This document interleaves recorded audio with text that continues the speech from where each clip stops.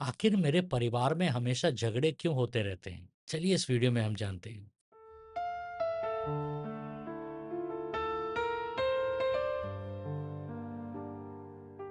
Video को अंत तक जरूर देखिएगा, क्योंकि मैं एक सवाल पूछूंगा और पहले 3 सही जवाब देने वालों में से 3 जन को भी मेरा लिखा हुआ किताब प्रार्थना योद्धा, ये एक 50 चैप्टर का गहरा किताब है।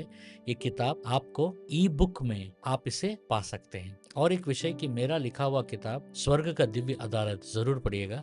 इसमें मैंने कोर्ट्स ऑफ हेवन के बारे में बहुत डीपली मैंने लिखा है। ये किताब आप फ्लिपकार्ट और अमेज़न से पा सकते हैं और इसका लिंक नीचे डिस्क्रिप्शन में दिया गया है। आखिर कुछ घरों में हमेशा तनाव और झगड़े क्यों रहते हैं, जबकि दूसरे घरों में वही समस्याएं होने पर भी शांति बना रहता है। आज हम एक ऐसे विषय पर अध्याय करेंगे जिससे लगभग हर परिवार कभी ना कभी गुजरता है। शायद आपके घर में पति पत्नी के बीच में तनाव रहता हो, शायद माता पिता और बच्चों के बीच में बार बार बहस होती हो, भाई बहनों में प्रेम कम और बहुत सारे मिसअंडरस्टैंडिंग्स आते हो।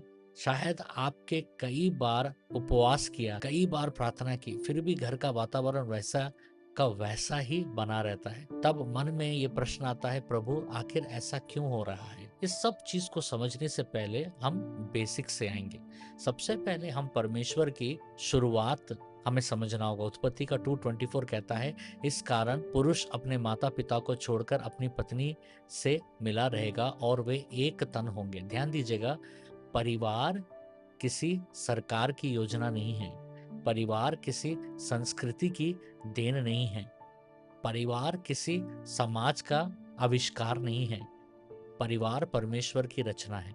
जब परमेश्वर ने पहला परिवार बनाया तब संसार में पाप नहीं था, ना कोई बीमारी थी, ना कोई झगड़ा था, ना कोई धोखा, ना कोई क्रोध और ना कोई अपमान था। तो इस बात से एक चीज बहुत स्पष्ट होता है कि झगड़ा परमेश्वर का मूल सृष्टि का हिस्सा नहीं था। यह पहली सच्चाई है जिसे हमें समझना चाहिए। यदि परमेश्वर ने परिवार को शांति के लिए बनाया था, तो फिर आज परिवार संघर्ष का स्थान क्यों बन गया है? इसका उत्तर हमें उत्पत्ति का अध्याय 3 में मिलता है। पाप ने केवल मनुष्य को नहीं बल्कि संबंधों को भी तोड़ दिया है। जब आदम और हव्वा ने पाप किया तो सबसे पहले क्या टूटा? उनका परमेश्वर के साथ संबंध। उसके बाद क्या टूटा? उनका एक दूसरे के साथ संबंध। उत्पत्ति का 3:12 कहता है, उस पुरुष ने कहा, जिस स्त्री को तूने मेरे संग रहने के लिए दिया था उसी ने उस वृक्ष का फल मुझे दिया और मैंने खाया।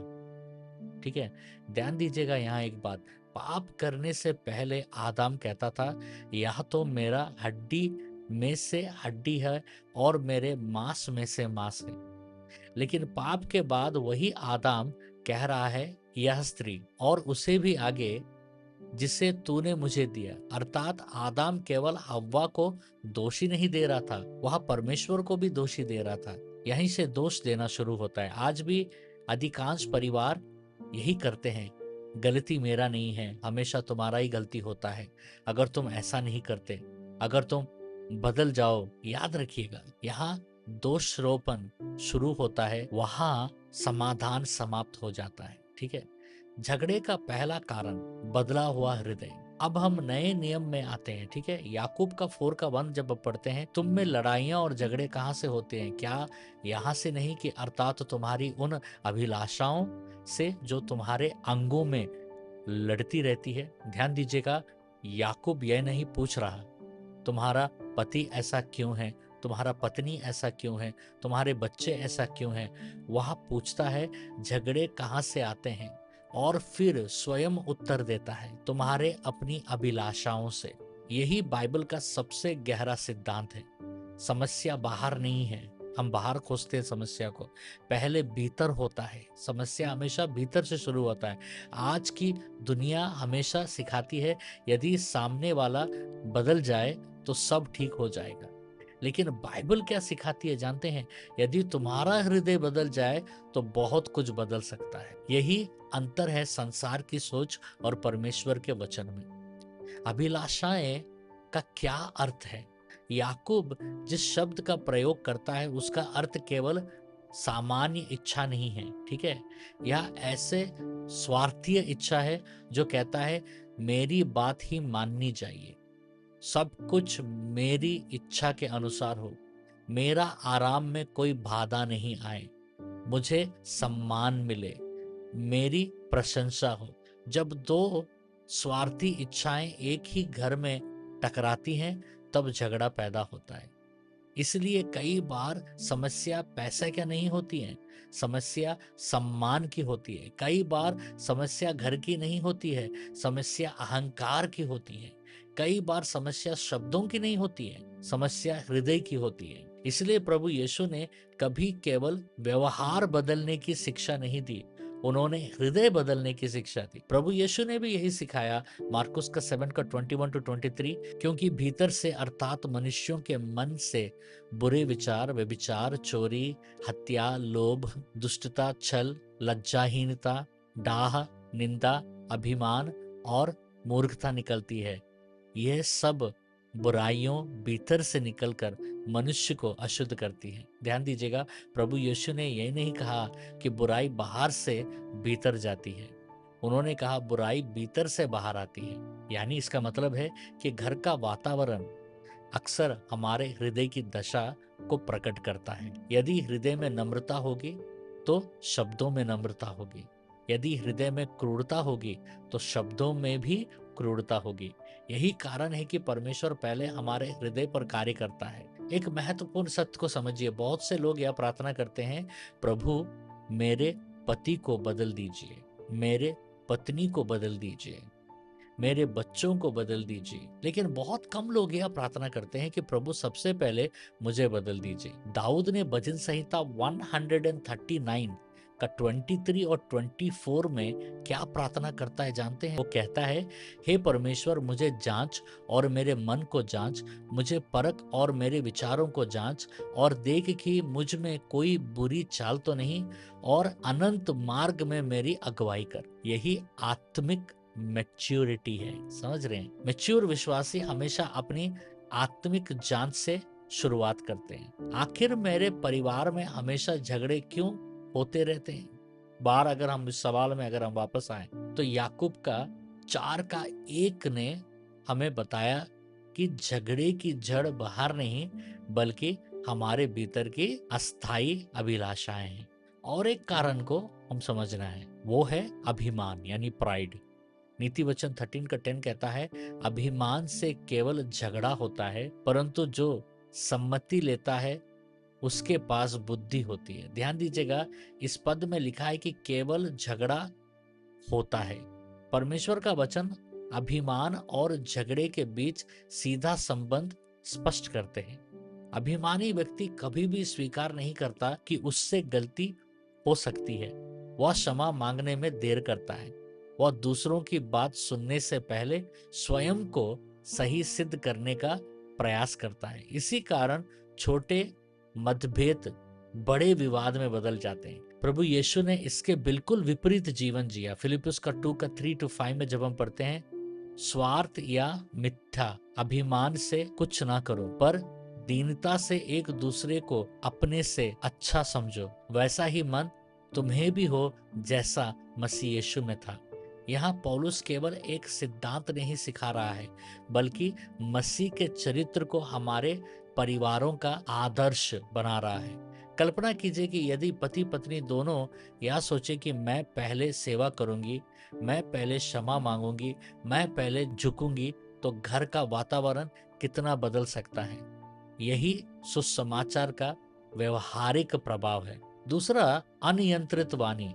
याकूब अध्याय 3 में जीभ की सामर्थ्य पर बहुत गहरी शिक्षा दी गई है। याकूब का 3 का 5 to 6 कहता है, जीभ भी एक छोटा सा अंग है और बड़ी बड़ी बातें करती है।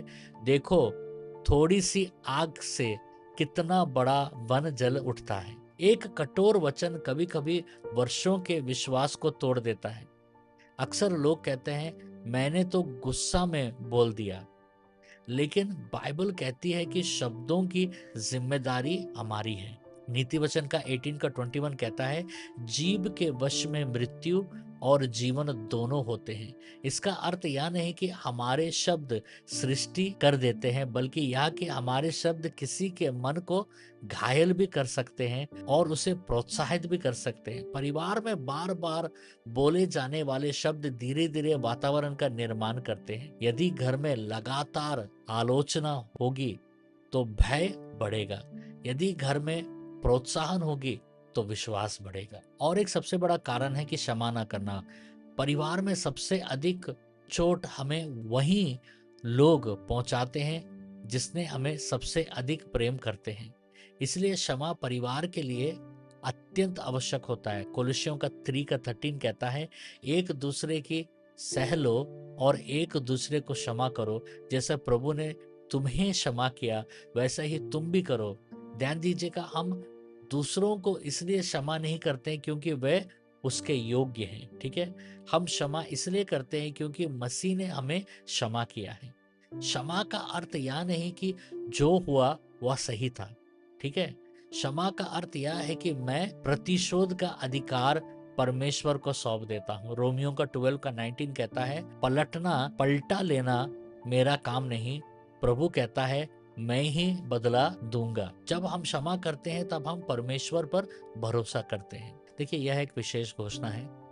मैं प्रेरित के काम 2:17 के अनुसार विश्वास करता हूं कि प्रत्येक विश्वासी को भविष्यवाणी के जीवन में बढ़ना चाहिए। इसी उद्देश्य से मैं DWP डीप यानी डॉक्टर इफ्राइम इक्विपिंग प्रॉफिट्स का शुरुआत किया है। यहाँ एक ऐसा प्रशिक्षण मंच है जहां आप सीखेंगे कि परमेश्वर की आवाज को बाइबल के अनुसार कैसे पहचाने, आत्मिक मैच्योरिटी के साथ कैसे प्रार्थना करें और भविष्यवक्ता जैसी संवेदनशील में कैसे बढ़े। इसमें डीप टीचिंग्स है। अभी हम कोर्स ऑफ हेवेंस कर रहे हैं और भी नए टीचिंग्स ला रहे हैं। इसको अवेल करने के लिए महीना में एक छोटा सा सब्सक्रिप्शन है और वो सब्सक्रिप्शन हमारे मिनिस्ट्री को सपोर्ट करने के लिए बहुत काम आएगा। अगर परमेश्वर आपको अगुवाई दे रहे हैं तो आप ज्वाइन हो सकते हैं। उसका लिंक नीचे डिस्क्रिप्शन में दिया गया है। वापस हम टीचिंग में आते हैं। व्यवस्था विवरण का 6:6-7 कहता है, ये आज्ञाएं जो मैंने आज तुझे सुनाई है तेरे हृदय में बनी रहे और तू इन्हें अपने बच्चों को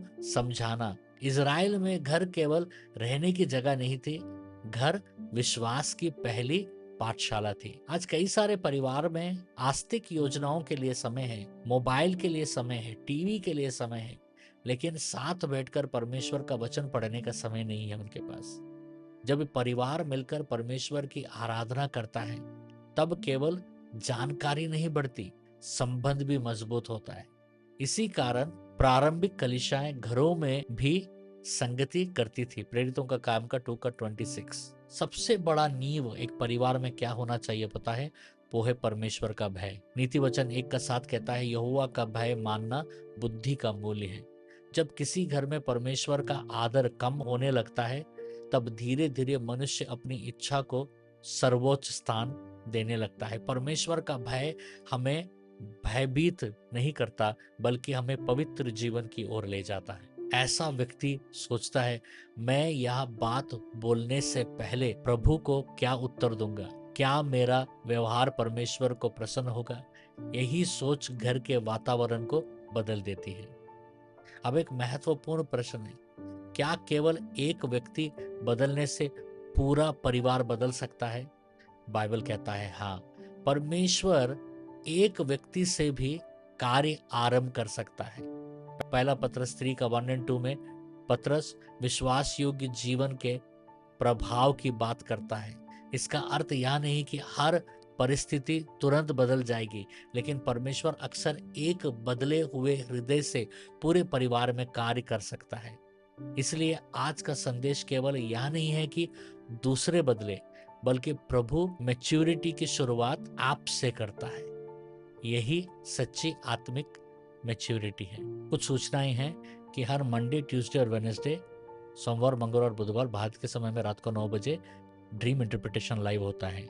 और नीचे डिस्क्रिप्शन में ड्रीम इंटरप्रिटेशन फॉर्म का लिंक दिया गया, उस फॉर्म को भरकर आप अपने सपने भेजिएगा, हम लाइव इंटरप्रेट करेंगे। और बृहस्पतिवार को प्रोफेटिक डायरेक्शन का लाइव होता है। अगर आप अपने जीवन में कहीं अटके हुए हैं, फंसे हुए हैं, आप सुनना चाहते हैं कि परमेश्वर क्या कहना चाहते हैं इस सीजन में, तो हमारे प्रोफेटिक लाइव में जरूर ज्वाइन होइए।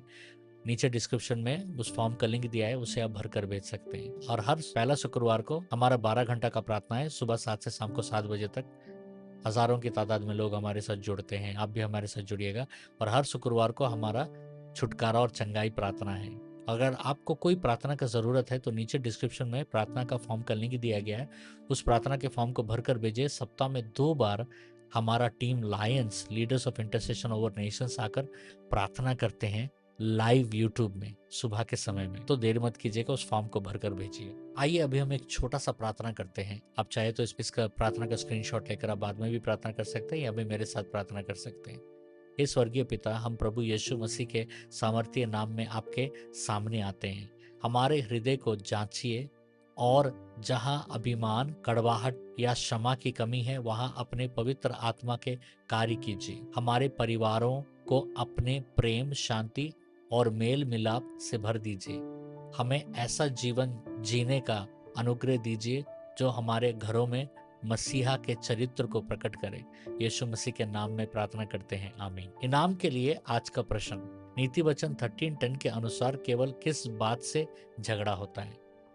एक लाइन में भी जवाब दे सकते हो। और पहले 3 सही जवाब देने वालों में से 3 जन को भी मेरा लिखा हुआ ई बुक प्रार्थना योद्धा आपको फ्री में मिलेगा। आप कमेंट्स चेक करते रहिएगा क्योंकि हम विनर को कमेंट्स में अनाउंस करेंगे और आपको एक फॉर्म का लिंक दिया जाएगा। जो भी विनर है उस फॉर्म को जब हम भर कर भेजेंगे तो आपको हम कूपन कोड और कैसे उस किताब को आप डाउनलोड कर सकते हैं अपने मोबाइल फ़ोन में या टैबलेट में या कंप्यूटर में, हम उसमें डिटेलली आपको बताएंगे।